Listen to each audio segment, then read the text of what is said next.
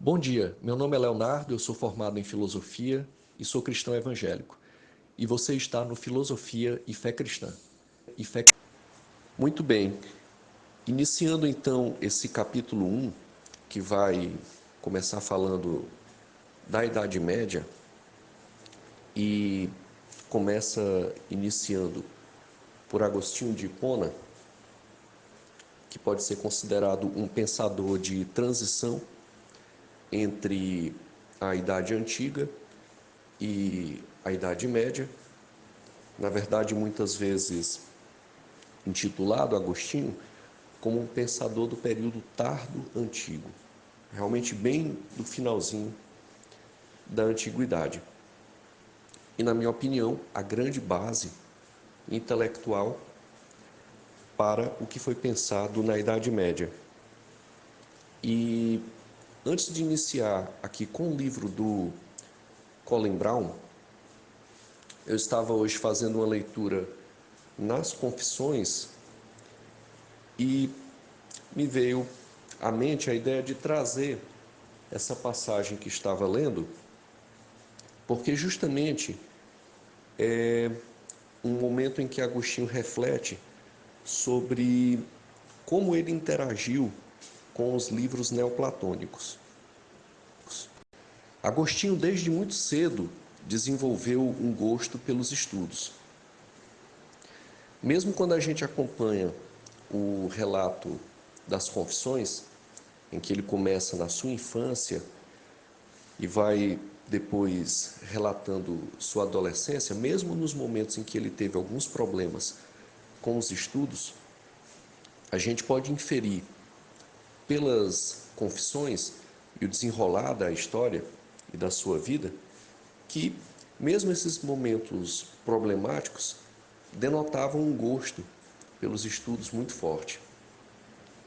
E isso é dito para então analisarmos que não é no momento em que Agostinho vem à tona enquanto filósofo, a partir ali de 386, e com os vários escritos que aparecem, que começou propriamente a sua vida intelectual. Sua vida intelectual já era anterior. Ele fora um excelente professor de retórica, anteriormente, a 386.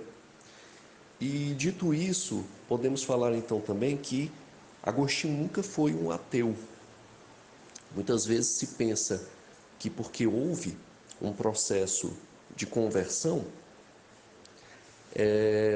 denota o fato de que anteriormente Agostinho era ateu. Não. Agostinho nasceu em um lar cristão. Sua mãe, Mônica, era uma cristã fervorosa. E ele nos relata nas Confissões que abandonou esse caminho, principalmente na sua adolescência. Está tudo relatado na obra As Confissões. Mas ele nunca abandonou completamente a fé cristã. Tanto que, quando ele relata que leu o Hortênsios de Cícero e se sentiu arrebatado pela questão da busca da sabedoria, pela filosofia, pelo amor à sabedoria, ele nos relata lá um certo descontentamento em não ter encontrado o nome de Cristo na obra de Cícero. Pois muito bem, posteriormente, então, Agostinho passa pelo seu processo de conversão e esses dois movimentos interagem. O cristianismo, agora vivido de uma forma radical, agora após a conversão, vivido de uma forma autêntica, genuína, bíblica, cristocêntrica, por Agostinho, que finalmente veio a ter um encontro com Cristo, um encontro final, em que ele se rendeu à soberania de Cristo, e o movimento do neoplatonismo, que veio a influenciá-lo profundamente. E aí nós voltamos àquela questão anterior, que já foi tratada em outros áudios.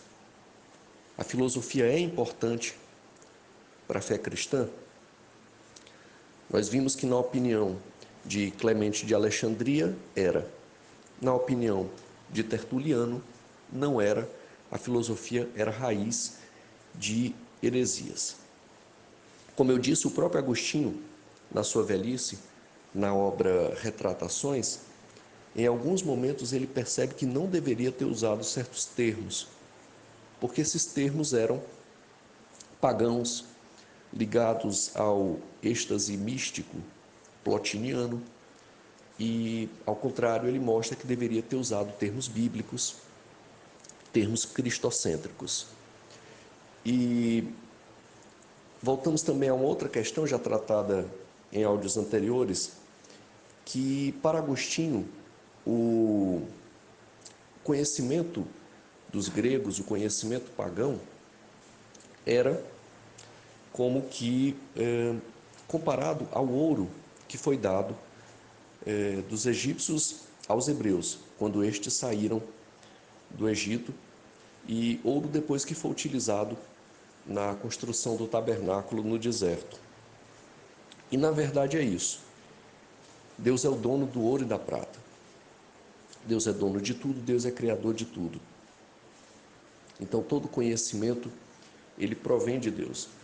E há uma passagem muito interessante, que eu estava lendo hoje aqui na obra As Confissões, de Agostinho, que está justamente no capítulo, no capítulo 9 do livro, acho que é o 7.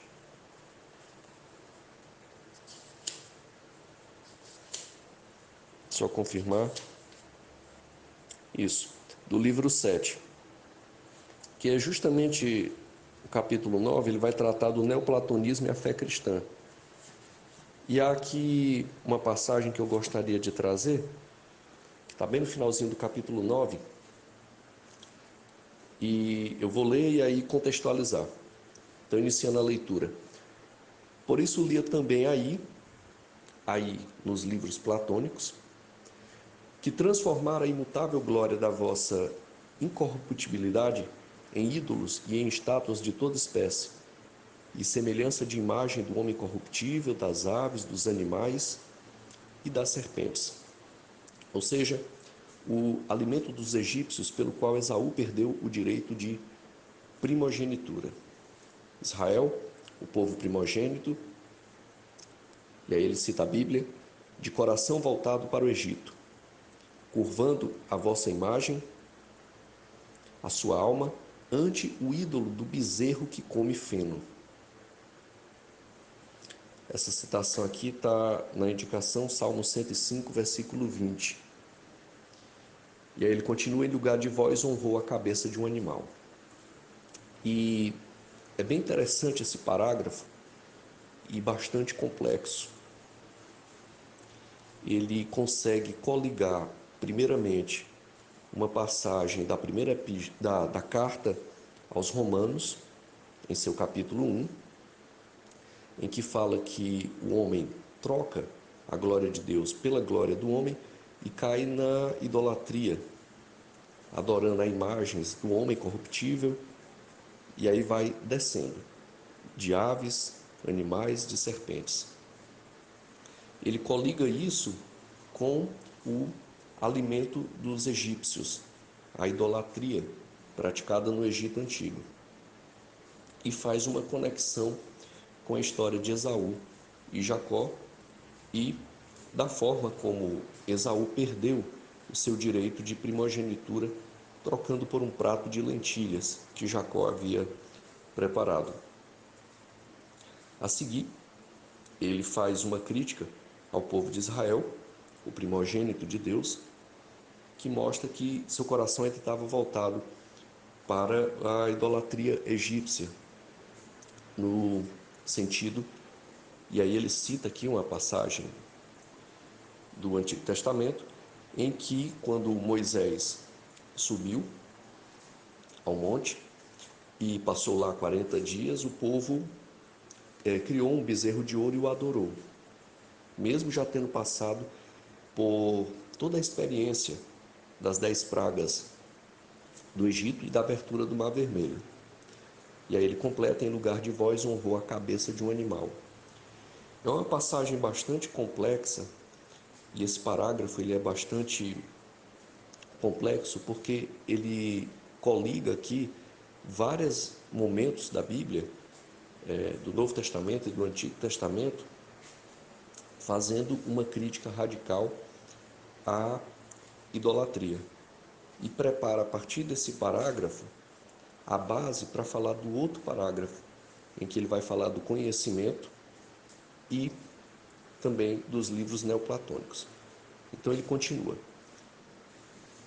encontrei nestes livros estas afirmações, mas não me alimentei delas. Lembremos que ele falou anteriormente que ele achou muito interessante